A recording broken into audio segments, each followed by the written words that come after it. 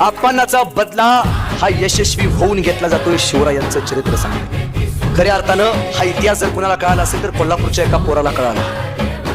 बिरोदेव नावाचं एक पोरग होतं कागल तालुक्यातलं, धनगर समाजाचं.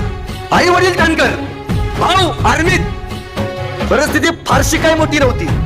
वडिलांनी लेकाला एमपीसी यूपीसीचा क्लास लावून पुण्याला शिकायला घातला. पोरग वर्षभर परीक्षा द्यायचं, पास होत नव्हतं. वडिलांनी पोराच्या शिक्षणासाठी रान विकून पोराला मोबाईल घेऊन दिला.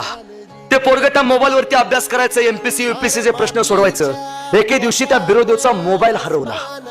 तक्रार द्यायला बिरोदेव पळत पळत डोळ्यात पाणी घेऊन, बापाने मोबाईल दिला होता कष्टातनं, पळत पळत पोलीस स्टेशन मध्ये गेला पुण्याच्या.